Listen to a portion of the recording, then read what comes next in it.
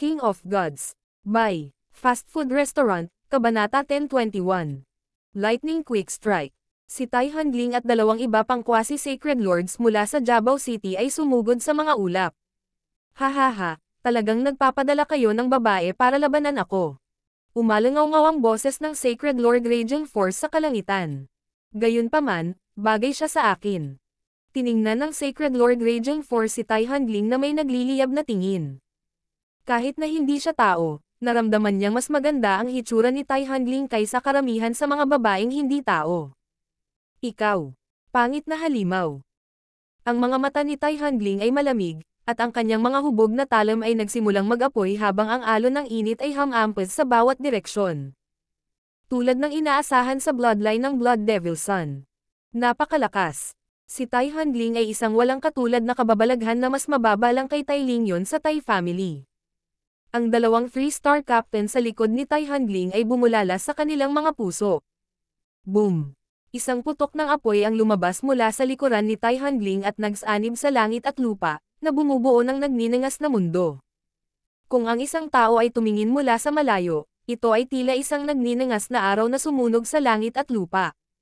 Si Tai Hanling ay hindi nang ahas na maging mayabang laban sa isang hindi tao na Sacred Lord. Ho! Ipinatawag ni Tai Hanling ang kapangyarihan ng kanyang little world at gumamit ng isang lihim na kasanayan na nagbigay daan sa kanya na magpakita sa harap ng Sacred Lord Raging Force ng napakabilis. Ang kanyang kulay dugo na mga curved blade ay nakapagpalabas ng higit na kapangyarihan sa tulong ng kapangyarihan ng little world, at dalawang napakalaking naglalagablab na strike ang pinakawalan. Kasabay nito, ang dalawang quasi-sacred lords ay lumitaw sa bawat panig ng Sacred Lord Raging Force at pinakawalan ang kanilang little worlds habang inatake nila ang Sacred Lord Raging Force ng buong lakas. Chaos Yuan Force Body. Masasabi ng Sacred Lord Raging Force na hindi simple si Tai Hanling, at agad siyang nagpakawala ng pisikal na puwersa na nagdoble sa laki ng kanyang katawan. Lumitaw ang mga gintong linya sa kanyang madilim na berdeng kaliskis, at ang malakas na pisikal na presyon na nagmumula sa kanya ay nagpang-inag sa Little Worlds of Tai Hanling at ng iba pa. Halika! Kamangha-mangha ang pisikal na kapangyarihan ng Sacred Lord Raging Force matapos niyang gamitin ang kanyang Chaos Yuan Force Body at makipagsagupaan sa tatlong quasi-sacred lords na lahat ay nagpakawala ng kanilang Little Worlds. Pang! Pang! Boom! Anong kapangyarihan? Mas mahina pa rin ang depensa ni Tai Hanling kaysa sa Sacred Lord Raging Force kahit na ginamit ang Scarlet Jade Glass Body ng Tai family. Ang Sacred Lord Raging Force ay may natural na kalamangan, at maaari siyang magpakawala ng higit na kapangyarihan gamit ang kanyang diskarte sa pagpapalakas ng katawan. Habang ang babaeng nasa harapan niya ay talagang malakas, hindi niya ito kapareha. Boom! Pinaikot-ikot ng Sacred Lord Raging Force ang kanyang madilim na berdeng ilaw at binasag ang little world ni Tai Hanling. Boom! Boom! Boom! Anumang random na shockwave mula sa Sacred Lord level na labanan sa kalangitan ay maaaring magpatawag ng bagyo sa battlefield sa ibaba. Mas kaunti na ang mga kapitan mula sa lungsod ng Jabao kumpara sa mga hindi tao, at matapos ang 2-3-star na kapitan at si Tai Hanling ay pumunta sa stall ng Sacred Lord Raging Force, ang larangan ng digmaan sa ibaba ay ganap na isang panig. Ang 9th Prince ay nakatayo sa pader ng lungsod at tumingin sa malayo. Ang general ng mga hindi tao, ang Sacred Lord Dark Shadow, ay wala pang nagawa. Ang Sacred Lord Dark Shadow ay ang taong namamahala sa Mondragon City. Isa siyang makapangyarihang Sacred Lord mula sa lahi ng Scorpion Men, at mas malakas siya kaysa Sacred Lord Raging Force. Dalubhasa siya sa bilis at kritikal na pag-atake. Hindi rin masama ang kanyang depensa at lakas ng katawan. Ang 9th Prince ay hindi natakot sa Sacred Lord Dark Shadow. Gusto niyang tapusin ang dalawang Sacred Lords ng sabay-sabay. Nakatago ang aura ng Sacred Lord Kang Kiyong sa loob ng Jabao City, at pinanood niya ang sitwasyon sa larangan ng digmaan. Siya ay ipinadala dito upang protektahan ang 9th Prince at hindi makipaglaban para sa kanya. Gayunpaman, kahit na wala siyang ginawa, ang 9th Prince ay hindi matatalo sa labanang ito. Hindi masama ang 9th Prince. Bahagyang ngumiti ang Sacred Lord Kang Kiyong. Ginawa nilang bawasan ni Tai Hanling ang mga hinala ng mga hindi tao gamit ang kanyang napakalakas na lakas labanan. Kapag kumilos si Zhao Fang, tiyak na mapapatay nila ang Sacred Lord Raging Force. Para naman sa Sacred Lord Dark Shadow, Naisip ni Sacred Lord Kang Qiyong na imposibleng patayin siya. Ngunit ang middle at lower echelons ay nasa napakalaking disadvantage. Maraming tropa ang mawawala. Tiningnan ng Sacred Lord Kang Qiyong ang mga away sa pagitan ng mga kapitan. Gago, ang brat na ito. Ang mga hindi tao na ahas na kinakalaban ni Zhao Fang ay ganap na napigilan ni Zhao Fang, at ang kanyang mga kaliskis ay natatakpan ng mga pinsala.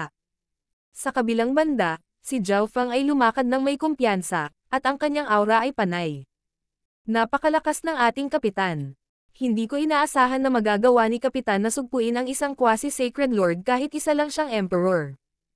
Marami sa mga sundalong pinamunuan ni Zhao Fang ang nabigla sa kanyang pagganap.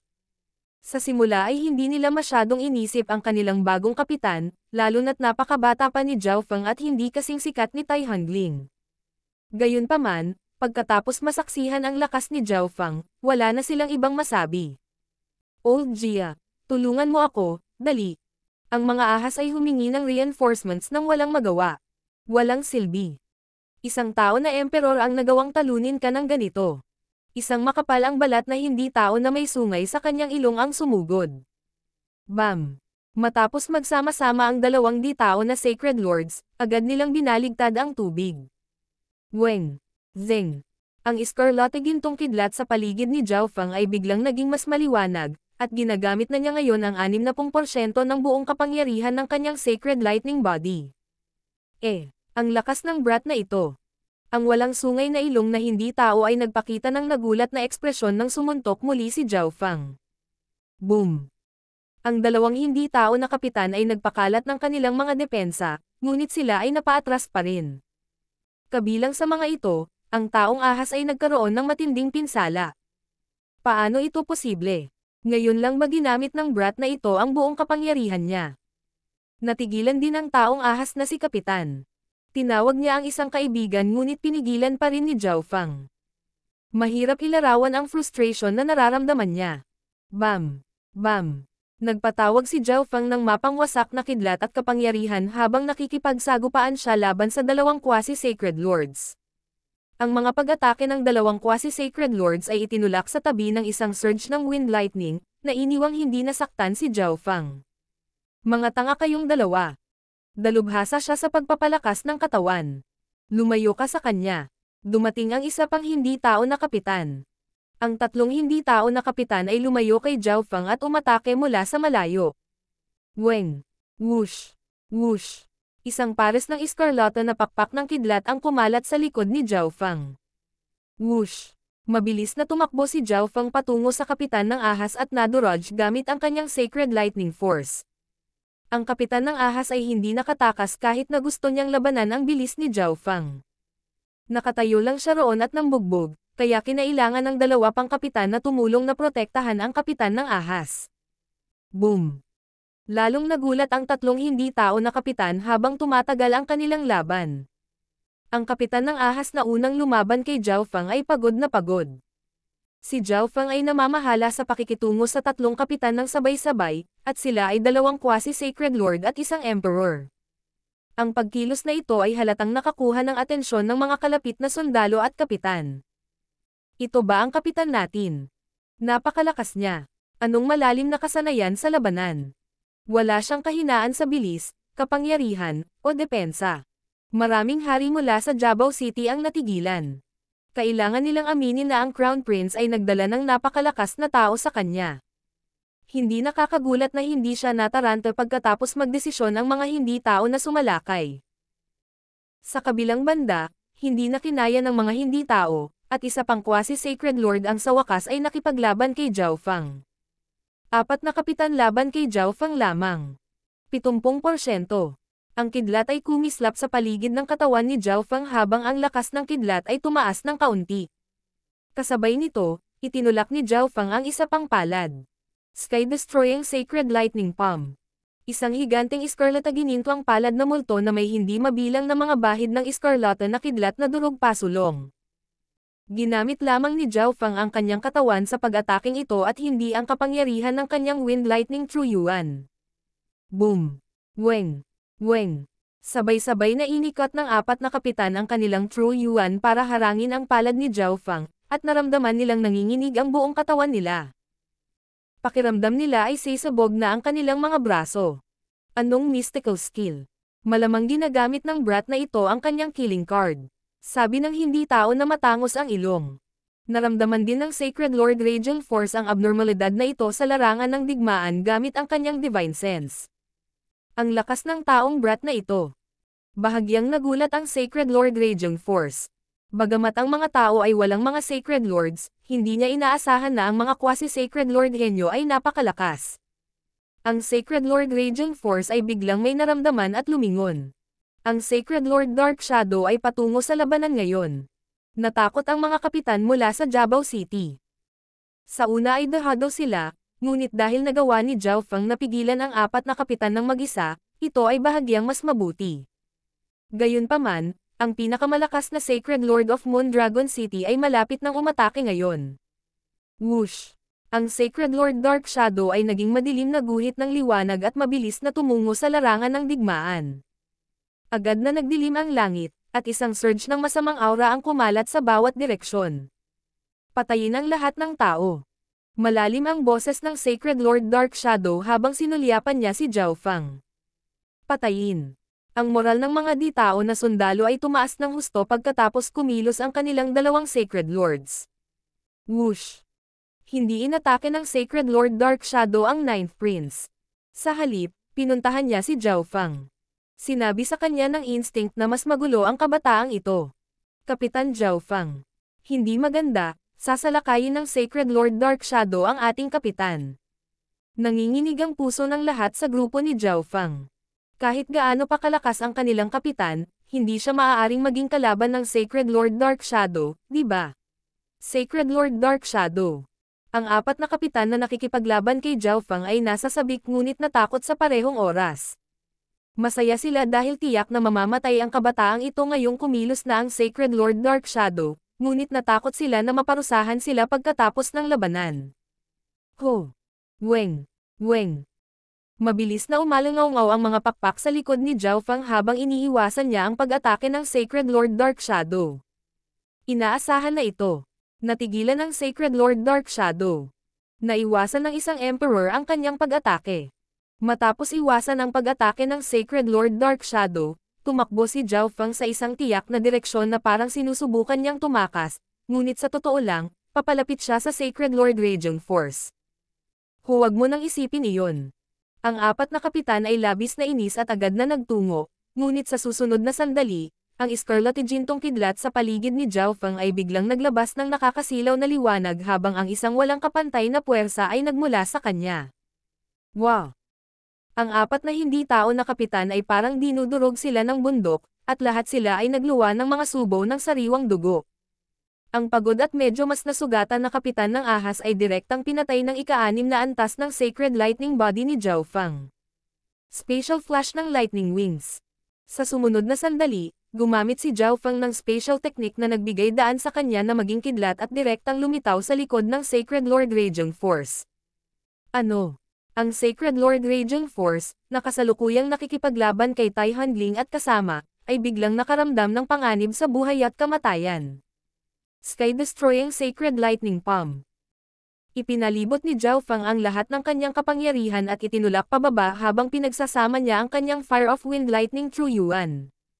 Ang Sky-destroying Sacred Lightning Palm sa pagkakataong ito ay naglalaman ng buong kapangyarihan ni Zhao Feng. Isang iskarlate gintong palma ang lumitaw sa itaas ng ulo ng Sacred Lord Radiant Force. Nakapangingilabot na apoy ng hangin kidlat ang umikot sa loob nito. Boom! Boom! Boom! Ang Chaos Yuan Force Body ng Sacred Lord Radiant Force ay nabasag ng palad ni Zhao Feng, at tumalsik ang dugo sa kalangitan. Ito. Paano ito posible? Ang Sacred Lord Radiant Force ay nagdure ng sariwang dugo at ganap na natigilan. Masyadong mabilis ang lahat ng ito. Agad na pinaikot ng Sacred Lord Radiant Force ang kanyang True Yuan para mawala ang pamamanhid na sakit sa kanyang katawan at patatagin ang sarili, ngunit sa susunod na sandali, lumitaw si Zhao Feng sa kanyang kanan. Isang purple-golden na kristal ng kidlat ang biglang bumaril mula sa malabong gininto ang kaliwang mata ni Zhao Feng at papunta sa kaluluwa ng Sacred Lord Radiant Force. Arg! Agad na nagsimulang sumigaw ang Sacred Lord Radiant Force habang tila kumulog ang 10,000 kidlat. Kasabay nito, isa pang pulang palad ang bumungad sa kanya. Pang! Bam! Nabasag ang katawan ng Sacred Lord Radiant Force at si Yuan Soul. Ang buong proseso ay nangyari sa loob ng 3 paghinga. Natarante pa rin ang Sacred Lord Dark Shadow, at ang mga puso ni Tai Handling at ng 2 pang kapitan sa langit ay mabilis na tumitibok habang nakatingin kay Zhao Feng na natatakpan ng iskarlata na kidlat. King of Gods, Kabanata 1022. Kapangyarihan ng Palad. Ang mga Sacred Lord ay ang pinakamataas na kapangyarihan sa labanan sa larangan ng digmaan, at sila ay hindi maabot na pag-iral para sa mga sundalo.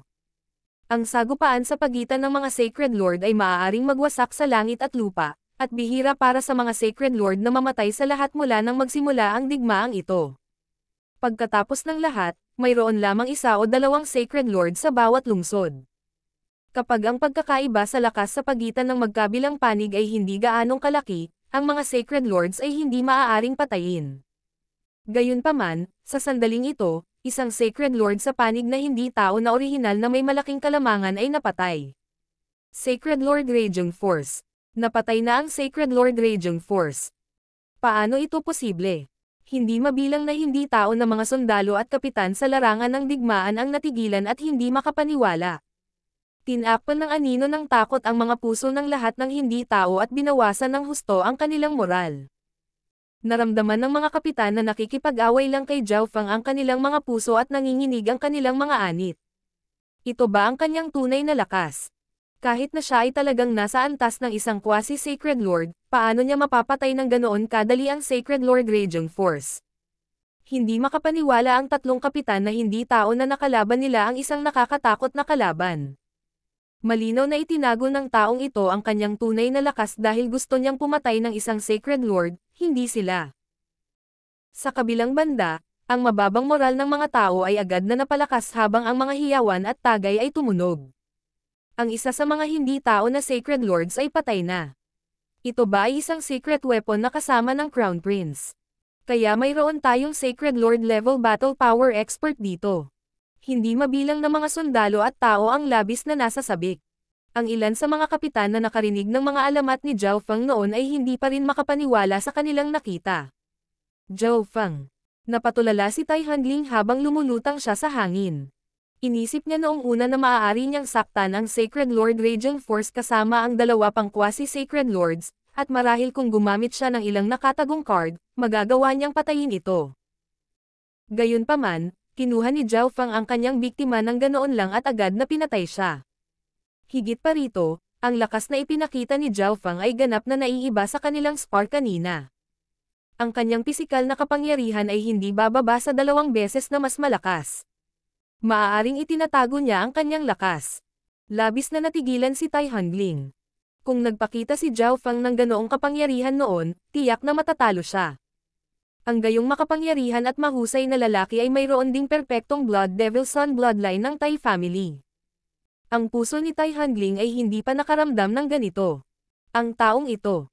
Ang ekspresyon ng Sacred Lord Dark Shadow ay sobrang pangit habang sinusulyapan niya ang malamig na kabataan sa kalangitan at ang labi ng Sacred Lord Radiant Force. Sa sandaling ito, sa wakas ay naunawaan ng Sacred Lord Dark Shadow na ito ang plano ng mga tao. Sinadya nilang idirekta ang kanilang nag-iisang Sacred Lord para akitin sila. Nakapaghanda na ang mga tao at nagpadala ng quasi-sacred lord na hindi mas mahina kaysa sa pinakamataas na Sacred Lords. Gayunpaman, bakit hindi pinatay ng kabataang ito ang Sacred Lord Radiant Force sa simula pa lang? Bakit niya inihayag ang kanyang lakas sa sandaling lumitaw ang Sacred Lord Dark Shadow? Ikaw na, lumingon ang tingin ni Zhao Feng sa Sacred Lord Dark Shadow sa ibaba. Ano? Nanginig ang puso ni Sacred Lord Dark Shadow sa naiintindihan niya. Ang dahilan kung bakit hindi ibinunyag ng kabataang ito ang kanyang tunay na kapangyarihan mula pa noong una ay dahil gusto rin niya itong patayin.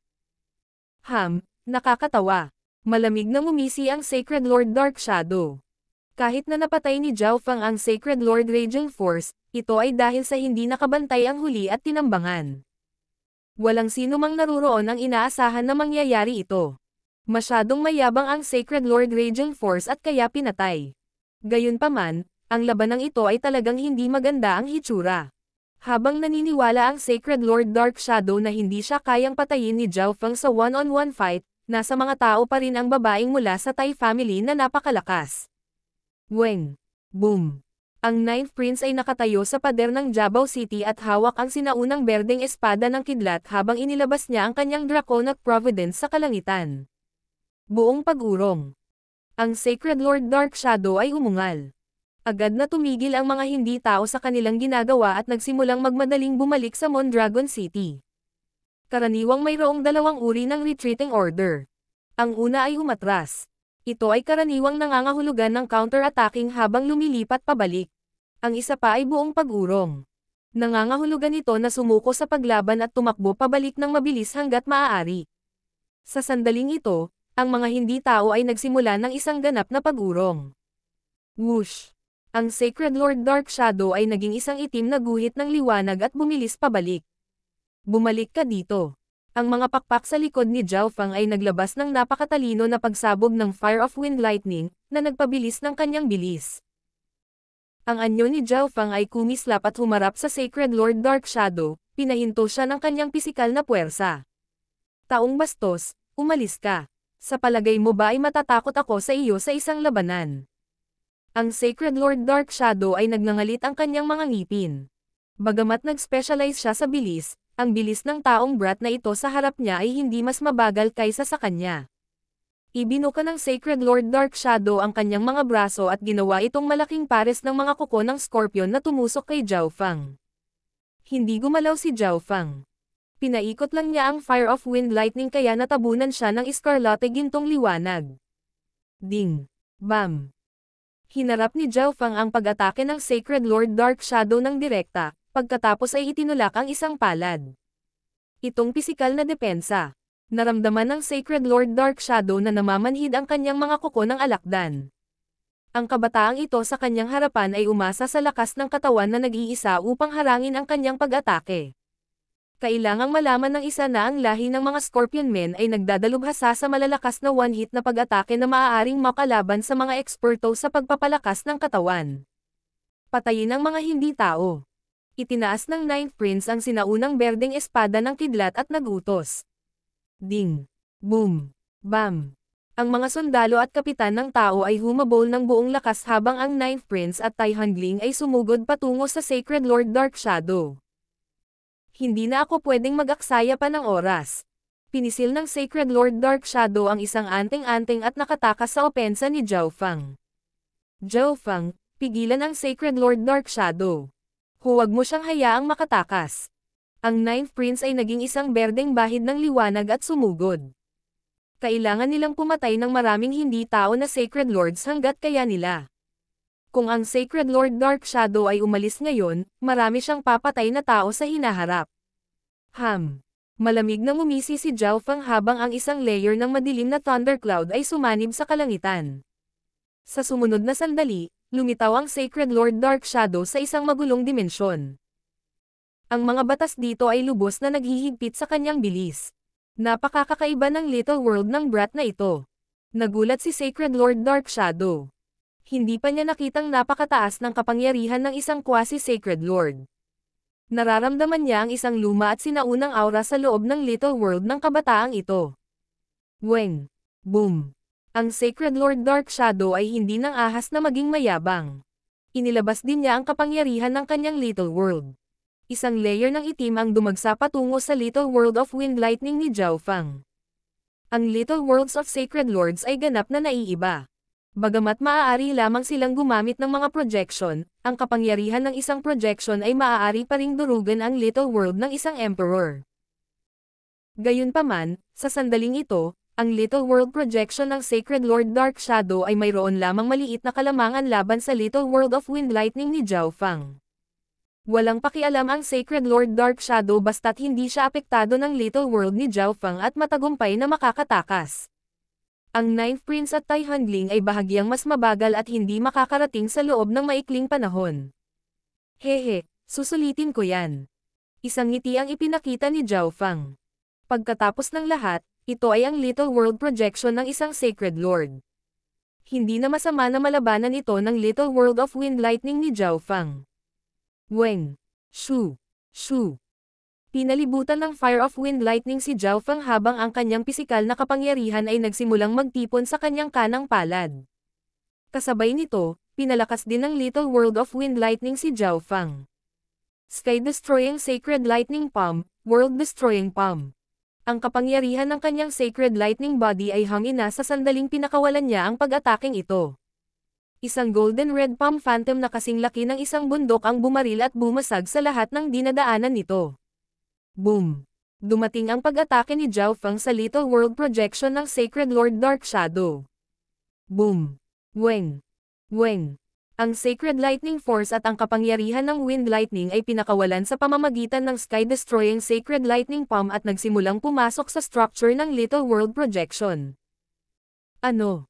Ang istruktura ng aking Little World. Tumalon ang puso ni Sacred Lord Dark Shadow. Bigla niyang naramdaman na ang Little World sa loob ng kanyang katawan ay nagsimulang manginig, at ang bahagi ng mga pangunahing istruktura ay nawasak. Kasabay nito, medyo naging magulo din ang kapangyarihan ng kanyang Little World projection.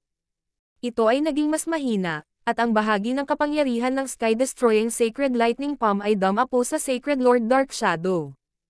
Ho! Ginamit ng Little World of Lightning ni Zhao Feng ang pagkakataong ito para walisin at sugpuin ang Little World projection ng Sacred Lord Dark Shadow. Kaya ganyan yan. Kung mas mahina ang pundasyon ng isang Little World, mas madaling sirain. Nagkaroon ng comprehension si Zhao Feng pagkatapos gamitin ang Sky-destroying Sacred Lightning Palm. Sa totoo lang, ang karamihan sa mga Emperor ay mabilis na nabuo ang kanilang Little World dahil wala silang anumang karanasan o patnubay ng isang nakatatanda, at pagsisisihan nila ito sa hinaharap. Ang ilang Sacred Lords ay gumugugol ng maraming oras at pagsisikap upang piliting palakasin ang kanilang Little World. Ang ilang Sacred Lords ay sisirain pa ang kanilang Little World at lilikha ng bago. Baka masira ko ang Little World ng mga normal na Sacred Lord sa isang palad. Si Zhao Feng ay nakaramdam ng hiya. Malinaw na ang Sacred Lord Dark Shadow ay isang mas karanasang Sacred Lord, kaya medyo stable ang kanyang Little World. Ang taong bastard na ito. Nanginginig ang anit ng Sacred Lord Dark Shadow. Hindi niya akalain na magagawa ng isang quasi-Sacred Lord na sirain ang pundasyon ng kanyang Little World. Kailangang malaman ng isa na, hanggat hindi nawasak ang pundasyon ng isang Little World, makakabawi ito hanggat may sapat na enerhiya. Nang walang pag-aalinlangan, ang Sacred Lord Dark Shadow ay naging isang higanteng alakdan na napapalibutan ng kadiliman at sinubukang tumakas. Si Tai Hongling, na humahabol pa rin kay Zhao Feng, ay puno ng pagkabigla at takot. Maaaring sabihin ng isang tao na pinatay ni Zhao Feng ang Sacred Lord Raging Force sa pamamagitan ng paghuli sa kanya, ngunit ngayon ay talagang hinahabol ni Zhao Feng ang Sacred Lord Dark Shadow at pinalo siya. Kung ang Sacred Lord Dark Shadow ay hindi nagpakadalubhasa sa bilis, malamang na nauwi na siya sa Sacred Lord Raging Force. Skylock ang bow. Isang pulang araw ng Wind Lightning ang nabuo sa isang dark silver bow sa kamay ni Zhao Feng at bumaril sa hangin. Bang! Whoosh! Ang susunod na pagkakataon na lumitaw ang palaso ay noong tumagos ito sa dibdib ng Sacred Lord Dark Shadow. Matapos maging Scorpion, ang depensa at laki ng Sacred Lord Dark Shadow ay naging mas malaki. Nagawa niyang bawasan ang bahagi ng pinsala ng Skylock ang bow, ngunit sa huli ay wala itong silbi. Bang! Whoosh! Bang! Whoosh! Ilang beses na hinayla ni Zhao Feng ang bowstring at sunod-sunod na pinakawalan ang mga eskarlata na arrow. Nagpaputok sila sa hangin at tumusok sa katawan ng Sacred Lord Dark Shadow. Gago! Ang taong bastos na ito. Ang alakdan na Sacred Lord Dark Shadow ay napaungol sa hangin. Ang mga pag-atake ni Zhao Feng ay lubhang napinsala sa kanyang katawan at nakaapekto sa kanyang bilis. Dahil sa mga punto ng digmaan, hindi ko maaaring hayaan na ikaw, na malubhang nasugatan, ay mapatay ng iba. Kumaway ang mga pakpak sa likod ni Zhao Feng habang hinahabol niya ang Sacred Lord Dark Shadow at itinulak ang kanyang palad. Mamatay. Ang buntot ng Sacred Lord Dark Shadow ay naging itim na spike at sinaksak patungo kay Zhao Feng. Siya ay malubhang nasugatan at hindi na mas mabilis kaysa kay Zhao Feng. Wind Lightning Eye Flame. Gumamit si Zhao Feng ng Soul Eye Bloodline Technique at nagpakawala ng purple and gold flame na sumabog sa Sacred Lord Dark Shadow. Kasabay nito, ginamit ni Zhao Fang ang kanyang Lexi upang iwasan ang buntot ng Sacred Lord Dark Shadow habang lumilitaw sa itaas ng Sacred Lord Dark Shadow at dinudurog ang kanyang Sacred Lightning Body. Pang! Pang! Boom! Inilabas ni Zhao Fang ang ilang palad at hinati ang napakalaking katawan ng Sacred Lord Dark Shadow sa hindi mabilang na piraso. Ang mahinang kaluluwa ng Sacred Lord Dark Shadow ay pinatay ng soul intent ni Zhao Fang bago pa man ito makatakas. Isa pang hindi tao na Sacred Lord ang namatay. King of Gods, Kabanata 1023. Mga puntos sa digmaan. General. Sacred Lord Dark Shadow. Ang Sacred Lord Dark Shadow, ang general ng Mondragon City ay napatay. Agad na nagsimulang magpanik ang hukbong hindi tao. Ang antas ng pagkatalo na ito ay isang bagay na hindi pa nangyari noon pa man mula nang magsimula ang digmaan. Mahusay. Nagsaya ang Ninth Prince sa likod ni Zhao Fang. Gayunpaman, napagtanto na niya na ang dalawang hindi tao na Sacred Lords ay hindi masyadong malakas. Ang Sacred Lord Raging Force ang pinakamahina, at ang Sacred Lord Dark Shadow ay bahagyang mas mahina kaysa sa lalaking nakamaskara na nagtangkang pumatay sa kanya. Dahil ang mga kalaban ay mga normal lamang na Sacred Lords kaya hindi nag-alala ang Ninth Prince. Kung ang dalawang Sacred Lord na ito ay parehong may lakas ng Sacred Lord Black Shark, ang Ninth Prince ay hindi makakaramdam ng anumang tiwala kahit na sa tulong ni Zhao Fang.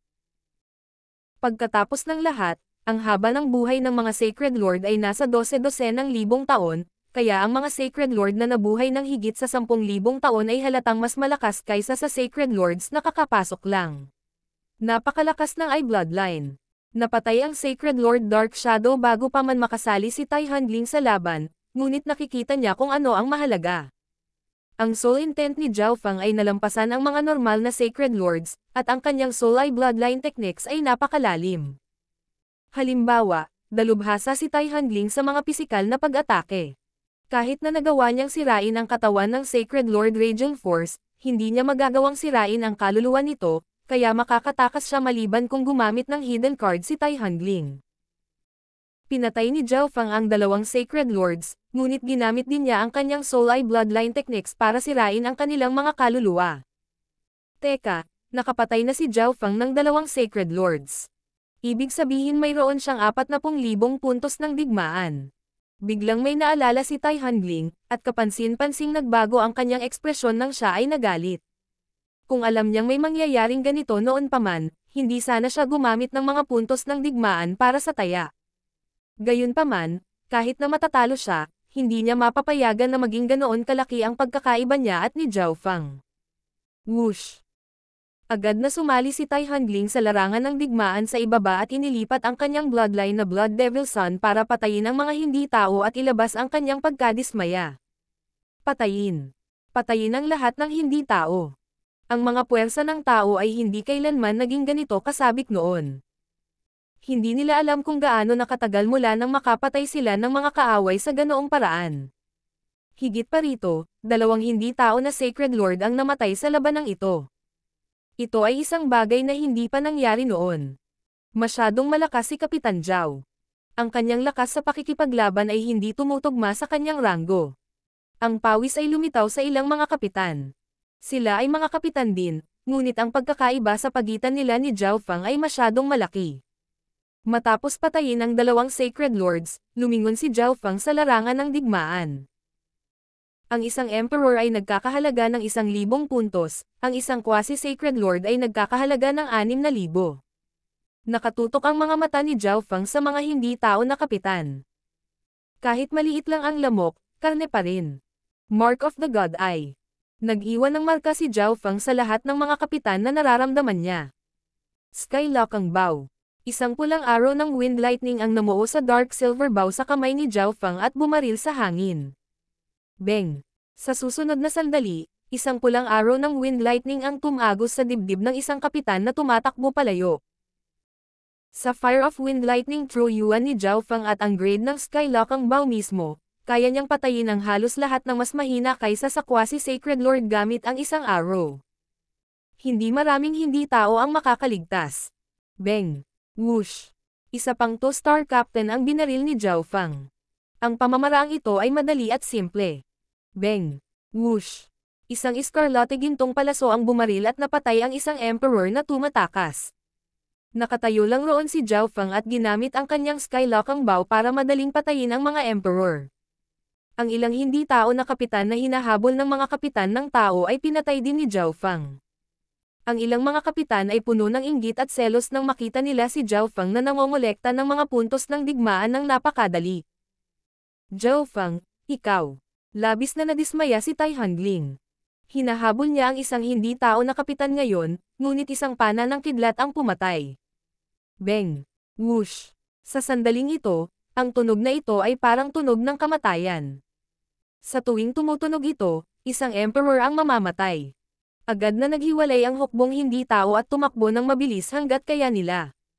Si Zhao Feng ay naging kanilang bangungot. Gayunpaman, gaano man kalayo ang kanilang tinakbo, maaari pa ring patayin ni Zhao Feng ang sinumang emperor na iniwan niya ng marka ng hindi gumagalaw. Ang mga normal na sundalong hindi tao ay nadama na maswerte na sila ay napakahina na hindi sila pinuntirya ng nakakatakot na taong ito. Malinaw na kinuha ng mga aksyon ni Zhao Feng ang lahat ng mga punto ng digmaan ng maraming iba pang mga kapitan ng tao. Napakadali para kay Zhao Feng na patayin ang mga hindi tao na kapitan na ito, ngunit kung ang isang kapitan ng tao ay gustong pumatay ng isa, napakahirap. Ang Zhao Feng na ito ay hindi man lang ako sinisip-sip ng sopas. Nagalit ang isang kapitan. Ang pagpaslang ni Zhao Feng sa dalawang Sacred Lords ay nagpabalik-balik, at siya ang naging pinakamalakas na eksperto sa hukbo. Siya ay isang tagapagligtas sa kanila. Gayunpaman, ang kanyang kasalukuyang mga aksyon ay nagbawas ng impresyon sa kanya sa puso ng ibang kapitan.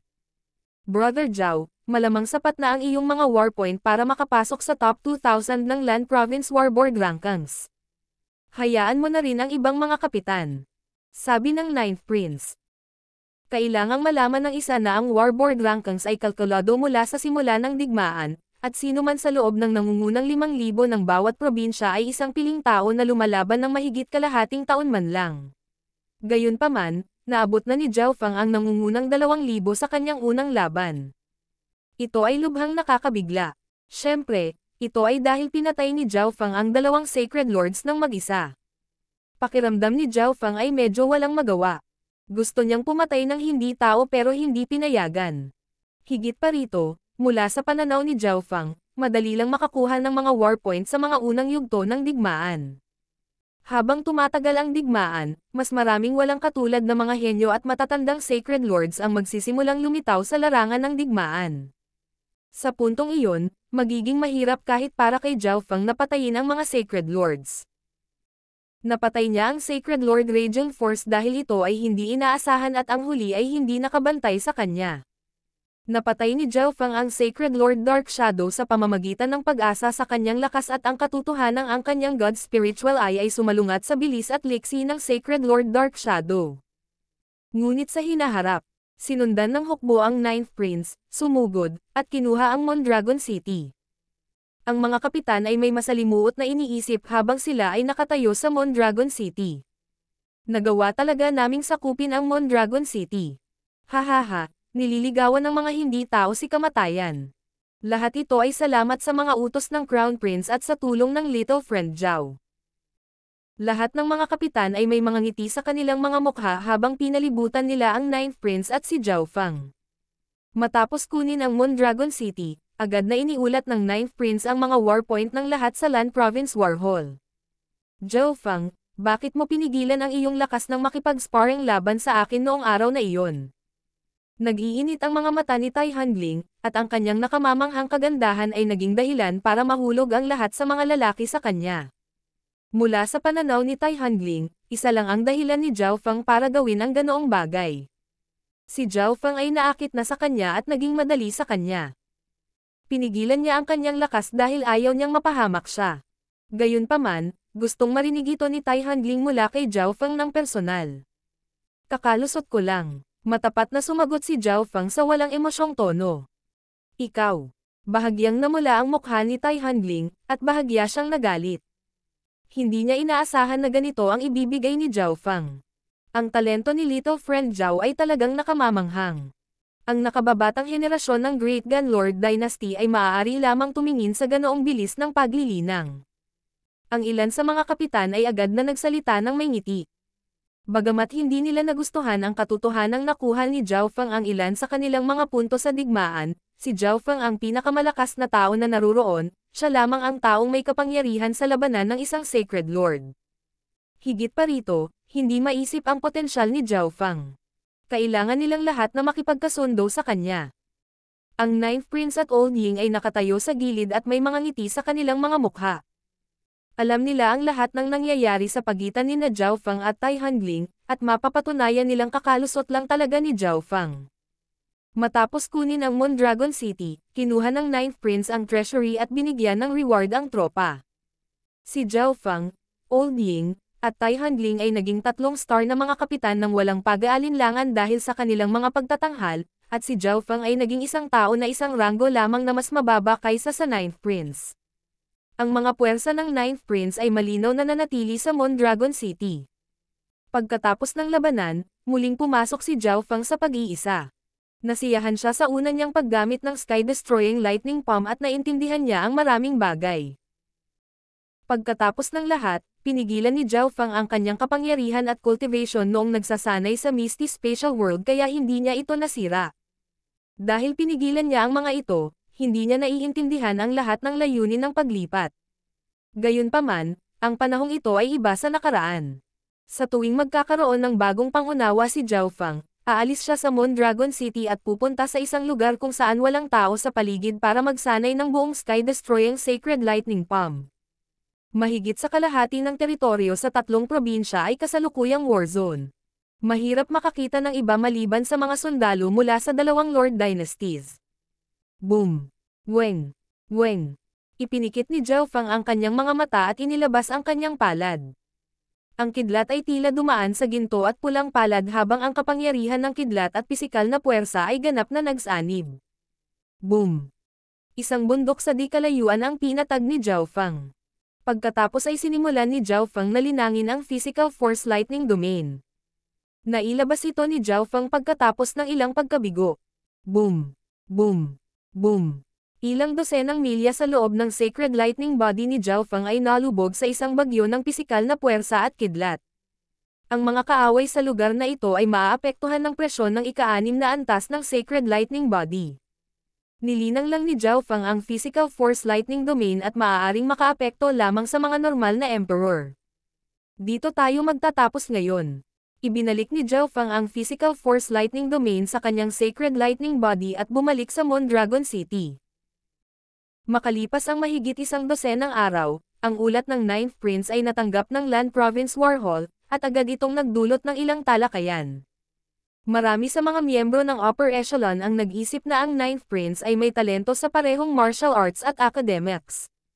Nagawa niyang sakupin ang Mondragon City kahit na wala siyang mga Sacred Lords sa kanyang hukbo. Ang ilan sa iba pang mga miyembro ng Upper Echelon ay hindi masyadong nag-isip tungkol dito. Alam ng lahat na ang mga prinsipe ay dumating sa larangan ng digmaan upang makakuha ng mga puntos sa digmaan. Ganoon din sa iba pang mga prinsipe. Sa makatuwid, ang mga puwersang sumuporta sa bawat prinsipe ay karaniwang nagpapadala ng ilang eksperto upang tulungan ang prinsipe na makakuha ng mga puntos sa digmaan. Halimbawa, ang 4th, 13th, 7th, at 8th prinsipe ay lahat ay gumagawa rin ng magandang trabaho sa digmaan.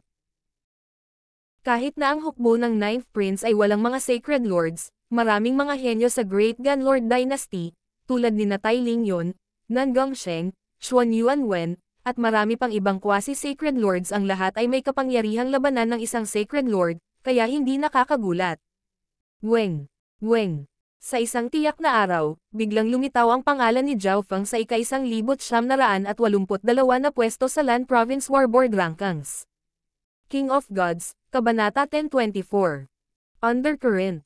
Sa isang lugar na konektado sa Land Province, mayroong isang madilim na hanay ng bundok na natatakpan ng itim na ambon.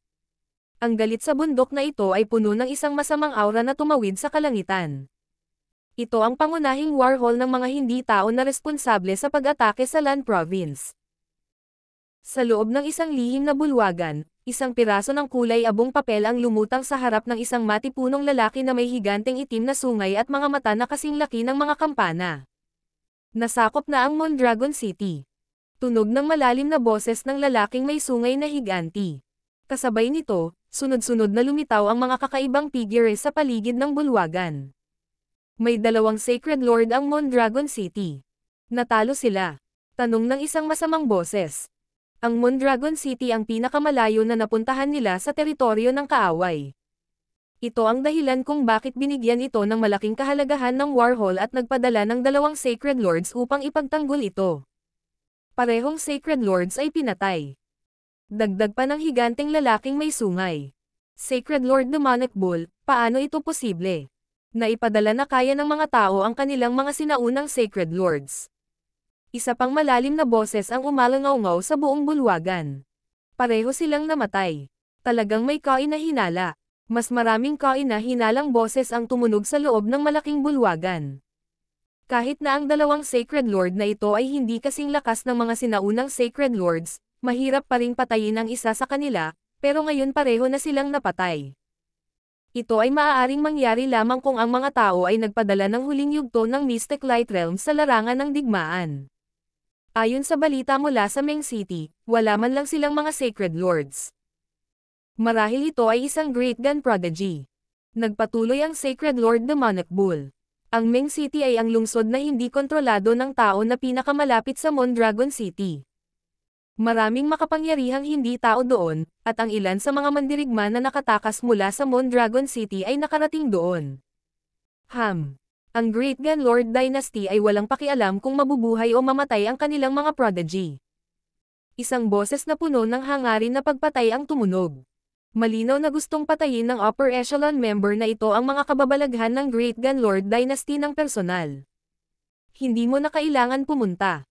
Isang Serpent Son mula sa lahi ng mga ahas ang dumating dito. Hayaan mo siyang palakasin ang Meng City. Nagpa siya ang Sacred Lord Demonic Bull. Ang lahi ng mga ahas ay ang mga pinuno ng Dark Moon Lord Dynasty. Ang mga Serpent Sons ay tulad ng mga prinsipe ng Great Gun Lord Dynasty.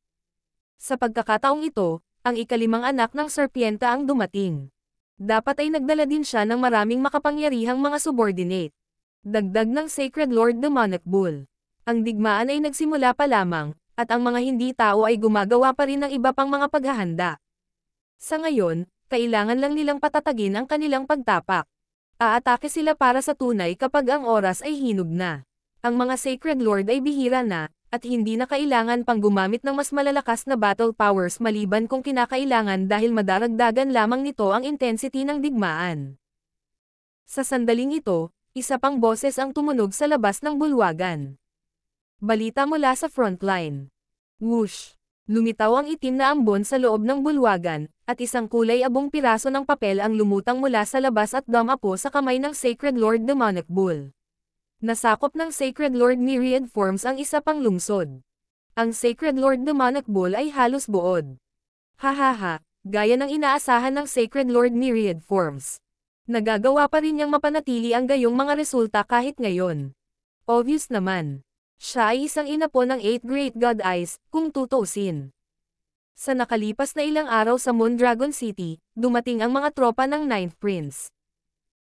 Kasama sa mga puwersang ito ang mga miyembro ng Ocean Smoke Pavilion, mga puwersa ni Duke Nanfeng, mga elit mula sa probinsya ng Grand Duke Lan, pati na rin ang ilan pang puwersa. Sa mga puwersang ito, maaari nating sakupin ang Meng City. Puno ng pananabik ang Ninth Prince. Ang Meng City ay mayroon lamang isang Sacred Lord, ngunit mayroon silang mas mababang antas ng mga sundalo dahil ang ilan ay nakatakas mula sa Mondragon City. Gayunpaman, hanggat kaya nilang patayin ang pinakamataas na kapangyarihan sa labanan ng Meng City, ang kalalabasan ay magpapasya. Magulat. Isang intel agent sa labas ng Ninth Prince's Hall ang sumugod.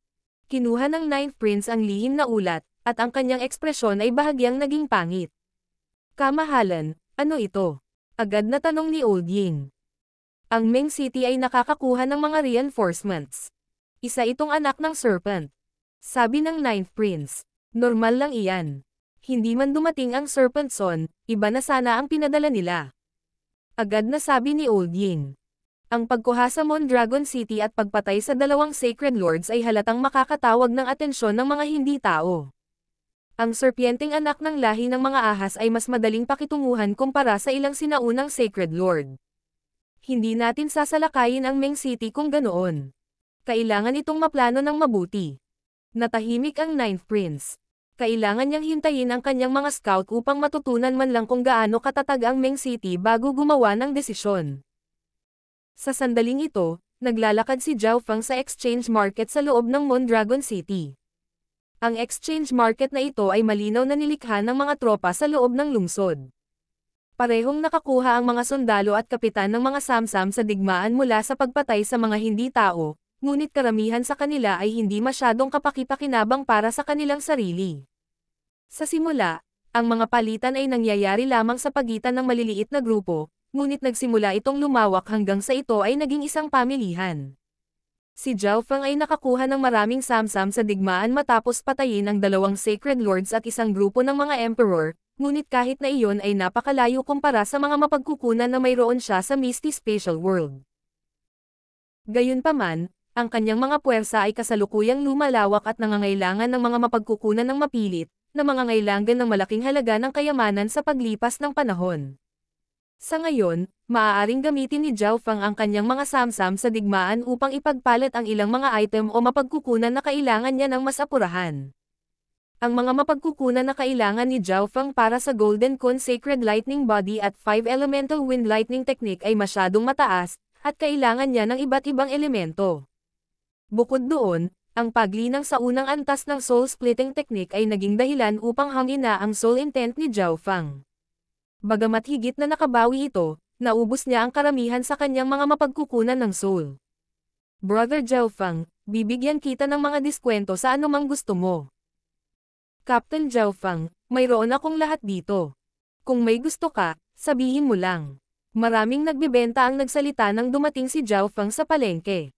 Siguradong maraming nasamsam sa digmaan si Zhao Feng matapos patayin ang 2 Sacred Lord at 12 Emperor. Higit pa rito, ito ay isang magandang pagkakataon upang bumuo ng isang magandang relasyon sa kanya. Nakuha ni Zhao Feng ang mga mapagkukunang gusto niya ng napakadali sa huli. Pagkatapos makipagpalitan ng mga mapagkukunang gusto niya, pumunta si Zhao Feng kung saan nakatalaga ang mga sundalo. Ang lugar na ito ay puno ng mga hanay ng mga simpleng bahay, at pumasok si Zhao Feng sa isang partikular na mahabang hanay. Grand Elder. Bulalas ng ilang tao sa sandaling pumasok si Zhao Feng. Ang nangungunang tao ay isang Pictier King na agad na naglakad pasulong. Hatiin ang mga mapagkukunang ito sa inyong sarili. Binigyan ni Zhao Feng ang haring ito ng interspatial na singsing. Salamat, Grand Elder. Agad na yumoko ang elder na ito, at ang mga miyembro ng Ocean Smoke Pavilion sa likod nila ay labis na nagpapasalamat. Ang pagganap ng kanilang Grand Elder ay nagbigay daan sa kanila na tumanggap ng mas mahusay na paggamot, at ngayon ang Grand Elder ay personal na dumating upang bigyan sila ng mga mapagkukunan. Pagkatapos ng susunod na labanan, subukan at bumalik sa Ocean Smoke Pavilion at sabihin sa Pavilion Master na magpadala ng ilang miyembrong may potensyal. Pribado ang mensahe ni Zhao Feng sa nangungunang elder. Ang larangan ng digmaan ay isang magandang lugar para sanayin ang sarili, at magagamit ni Zhao Feng ang larangan ng digmaan para sanayin ang mga miyembro ng kanyang puwersa na may higit na potensyal. Higit pa rito, ang mga punto ng digmaan ay maaaring ipagpalit para sa mga mapagkukunan na makakatulong sa pagpapalawak ng kanyang mga puwersa. Naiintindihan, sabi ng matanda sa magalang na tono.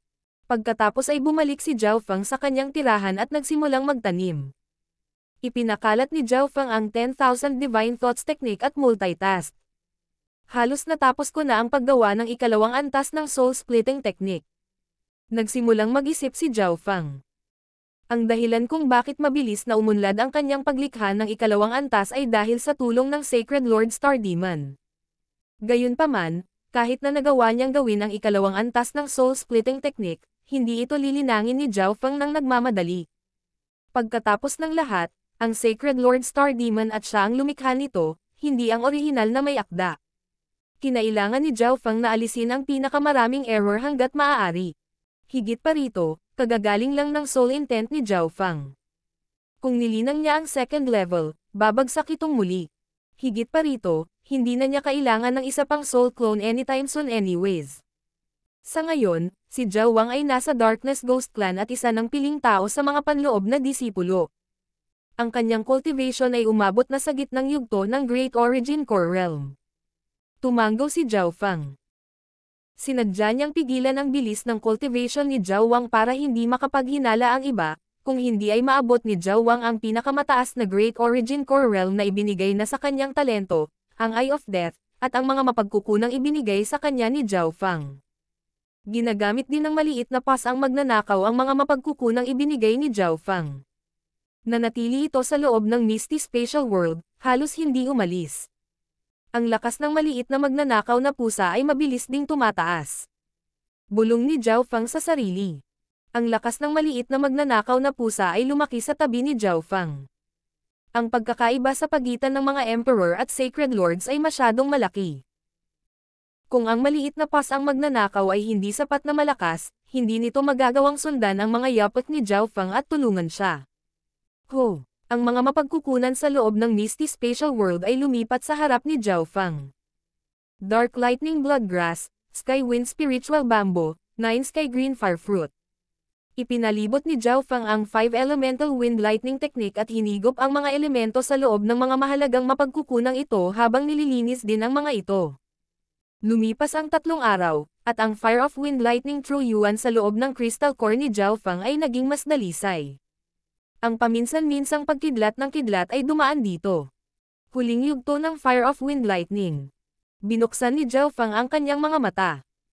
Ang kanyang Fire of Wind Lightning ay natigil sa mga unang yugto sa loob ng mahabang panahon, at sa wakas ay nakalusot na ito. Ang ika-8 na antas ay ang Fire of Wind Lightning, at ang ika-9 na antas ay ang Earth of Wind Lightning. Naghahanda na si Zhao Fang para linangin ang ika-9 na antas, na siyang Earth of Wind Lightning. Sa tabi ng lungsod ng 9th Prince sa Lan Province ay ang kuta ng 9th Prince. Ang 9th Prince ay umasa sa kanyang hukbo ng mga elite at isang Sacred Lord upang sa wakas ay masakop ang isang lungsod, ngunit ang kagalakan sa kanyang mukha ay agad na nawala matapos malaman na ang 9th Prince ay sumakop na sa Mondragon City. Ang 9th Prince ay walang mga Sacred Lord sa kanyang panig at nagawa pa ring sakupin ang isang lungsod. Ito ang nagpasikat sa kanya. Ang mga hindi tao sa Mondragon City ay may kapansanan. Nagmura ang 13th Prince. Kamahalan, ang 9th Prince ay umaasa lamang kay Zhao Fang, at minamaliit ng Mondragon City ang kanilang mga kalaban. Ito ang dahilan kung bakit sila natalo. Kinausap ni Shi Pang mula sa Nine Darkness Palace ang 13th Prince. Si Shi Pang ay pumasok sa paglilitis sa Crown Prince kasama ang 13th Prince at isang makapangyarihang quasi-sacred lord. Pagkatapos ng paglilitis sa Crown Prince, siya ay naging mas malakas at magagawang subukan ang isang pambihirang tagumpay sa Mystic Light Realm sa lalong madaling panahon. Nakakaproblema talaga ang Zhao Fang na iyon. Magagalit ang 13th Prince tuwing naririnig niya ang pangalan ni Zhao Fang.